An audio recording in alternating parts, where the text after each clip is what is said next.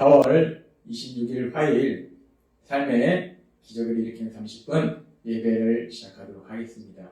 하나님께서 오늘 우리에게 주신 말씀은 사도행전 26장 1절에서 9절까지 말씀입니다. 이 말씀 제가 봉독하도록 하겠습니다. 아그리빠가 바울에게 이르되 너를 위하여 말하기를 내게 허락하노라 하니 이에 바울이 손을 들어 변명하되 아그리빠 왕이여 유대인이 고발하는 모든 일을 오늘 당신 앞에서 변명하게 된 것을 다행히 여기나이다. 특히 당신이 유대인의 모든 풍속과 문제를 아심이니이다. 그러므로 내 말을 너그러이 들으시기를 바라나이다. 내가 처음부터 내 민족과 더불어 예루살렘에서 젊었을 때 생활한 사함을 유대인이 다 아는 바라. 일찍부터 나를 알았으니 그들이 증언하려 하면 내가 우리 종교의 가장 엄한 바를 따라 바리새인의 생활을 하였다고 할 것이다.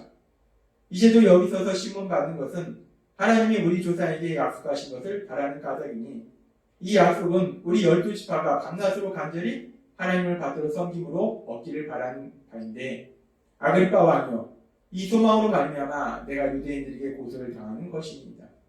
당신들은 하나님이 죽은 사람을 다시 살리심을 어찌하여 못 믿을 것으로 여기나이까. 나도 나사렛 예수의 이름을 대적하여 많은 일을 행하여야 될 줄 스스로 생각하고 아멘. 이 시간도 하나님께서 우리에게 주신 말씀을 듣기 전에 잠시 기도하는 시간 갖도록 하겠습니다. 하나님 아버지, 오늘도 저희들 사랑하셔서 저희를 만나주시고 저에게 말씀하여 주시니 감사합니다. 하나님 아버지, 오늘도 주시는 말씀을 듣고 그 말씀을 믿음으로 순종하며 하나님의 영광을 나타내는 저희가 될 수 있도록 은혜 베풀어 주옵소서. 예수님의 이름으로 감사하며 기도드리옵나이다. 아멘. 이제 바울에 대한 청문회가 시작되고 이 바울에 대한 그런 아그리빠 왕에게 바울이 이제 자신의 그 이야기를 합니다. 자신이 왜 고소를 당했는지, 왜 심을 받는지 그런 부분에 대해서 이야기를 합니다. 근데 이 아그리빠 왕은 사실은 로마 황제로부터 이거 아그리빠 왕이 유대를 직접 행정적으로 통치하지는 않습니다. 그러나 이 아그리빠 왕은 로마 황제로부터 성전의 후견인이다라는 그런 자격을 받았고 또 특별히 대제사장을 임명할 수도 있고 파면할 수도 있고 그리고 이 성전 창고와 제사장의 예복 같은 것을 모두 관리하는 그런 권한을 황제로부터 받았습니다. 그렇게 아그리빠 왕은 유대 종교에 대해서 깊은 관여를 하기 때문에 유대 사회에 아주 막강한 영향력을 행사하고 있었고 따라서 이 아그리빠 왕은 유대인들의 그 종교에 대해서 아주 자세하게 알고 있었어요. 그래서 오늘 말씀해 보니까 바울 사도가 그렇게 유대인의 풍습과 여러 가지에 대해서 잘 알고 있는 아그리빠 왕 앞에서 자신의 사건에 대해서 얘기할 수 있는 것이 다행이다 라고 얘기합니다. 사실 바울을 신문했던 재판했던 총독 베스도는 유대 총독으로 부임한 지 얼마 되지 않았기 때문에 이 유대인들의 이 종교에 대해서 사실 모르는 부분이 많았어요. 근데 이 아그리빠 왕은 유대인의 종교에 대해서 아주 잘 알고 있었기 때문에 그런 유대인의 종교에 대해서 알고 있는 그 아그리빠 왕 앞에서 이렇게 바울이 이 자신을 고소한 사건에 대해서 말하는 것을 참 다행이다 라고 얘기하고 있는 겁니다. 그러면서 바울 사도는 계속해서 사도행전 26장 4절에서 이렇게 말씀합니다. 내가 처음부터 내 민족과 더불어 예루살렘에서 젊었을 때 생활한 사함을 유대인이 다 아는 바라. 내가 젊었을 때 이렇게 유대인들로부터 고소받기 전에 옛날에 내가 어떤 삶을 살았는지 유대인들이 다 알고 있다 라고 얘기합니다. 그러면서 계속해서 26장 5절은 이렇게 말씀합니다. 일찍부터 나를 알았으니 그들이 증언하려 하면 내가 우리 종교의 가장 엄한 바를 따라 바리새인의 생활을 하였다고 할 것이다 라고 얘기합니다. 바울은 자신이 유대인들 중에서도 하나님의 율법, 그 하나님의 말씀을 철저하게 지키려고 했던 바리새인, 그 바리새인으로서 자신이 삶을 살았음을 유대인들이 잘 알고 있다는 겁니다. 사실 우리가 알다시피 바울은 그렇게 하나님의 말씀을 지키고 또 묵상하고 그리고 철저히 지키려고 했던 그 바리새파 중에서도 힐레라파에서 가장 존경받는 율법 선생님인 가말리엘, 그 가말리엘로부터 직접 율법에 대한 교육을 받았다는 거예요. 따라서 이 바울 사도는 율법에 대한 아주 정통한 지식을 가지고 있다는 거예요. 뿐만 아니라 이 바리새인으로 살았기 때문에 그 율법을 철저히 지키려고 노력했다는 사람이 바울이라는 거예요. 바울은 그렇게 자신이 하나님이 주신 그 율법에 대해서 정통한 지식을 가지고 있고 또 그 율법을 철저히 지키려는 그런 삶을 살았던 나는 바리새인이다 라고 바울은 얘기한다는 거예요.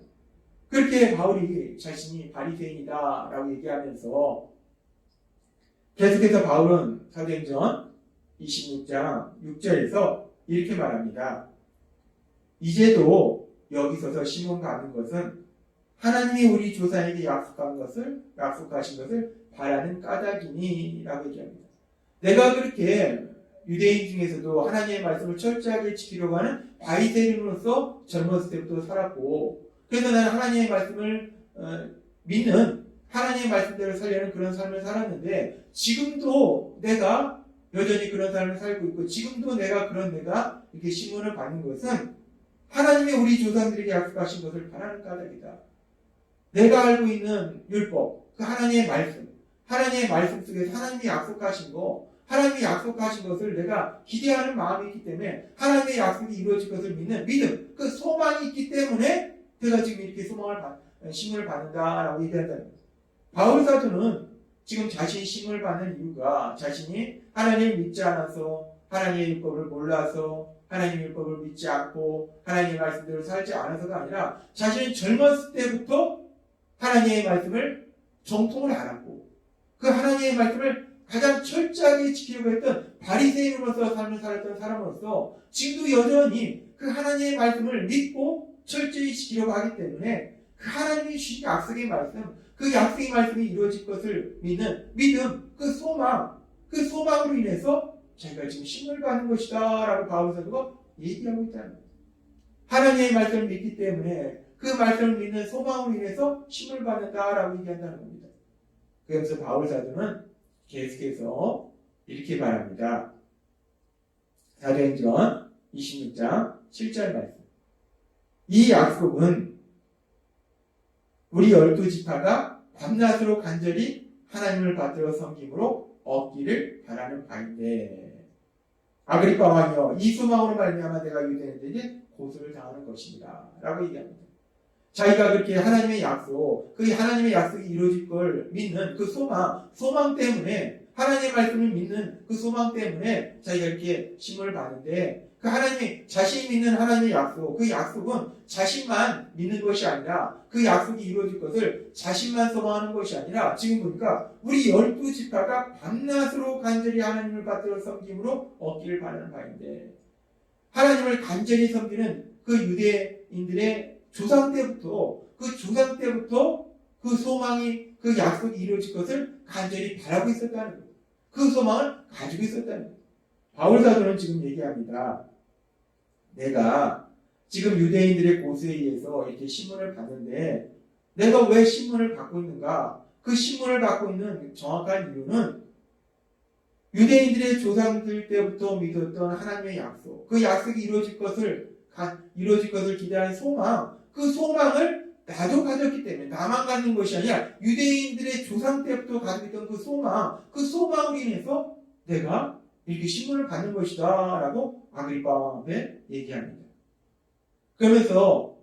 그러면 이 바울이 가지고 있는 소망은 무엇인가? 유대인들의 조상 때부터 그들이 가지고 있던 소망은 도대체 구체적으로 무엇인가?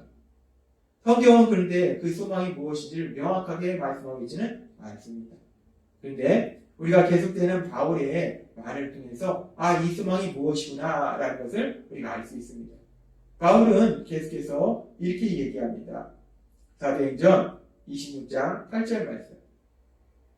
당신들은 하나님이 죽은 사람을 다시 살리심을 어찌하여 못 믿을 것으로 여기나이까? 라고 합니다. 지금 바울 사도는 질문합니다.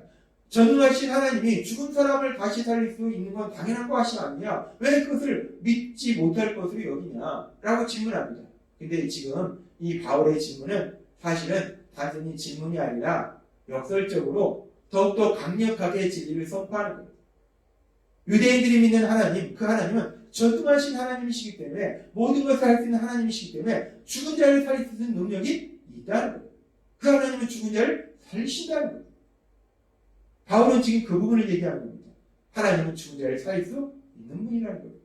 그러면서 여기서 하나님이 죽은 자를 살린다는 것이 단순히 사람이 죽었을 때 그 죽은 사람을 살리는 것을 의미하는 것이 아니라 하나님이 죽은 자를 살린다는 것은 더 큰 의미가 있어요.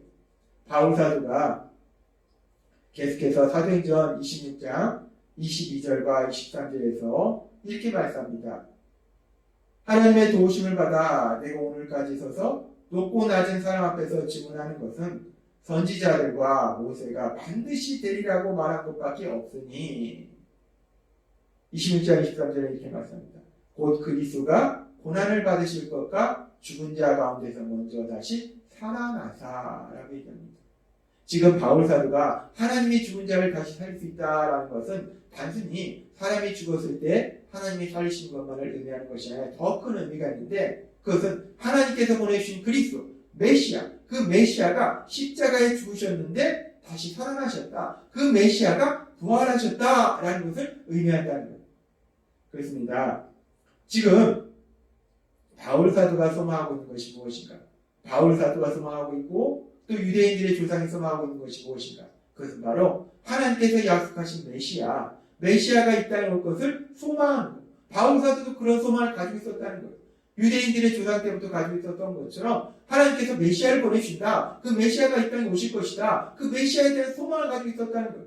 그리고 바울 사도는 그 메시아가 이 땅에 오셨는데 메시아이신 예수님께서 이 땅에 오셨는데 그 예수님께서 십자가에 죽임당하시고 부활하셨음을 자신이 믿음으로 인해서 그래서 자신이 지금 이렇게 신문을 받는다라고 바울 사도는 얘기하는 거예요.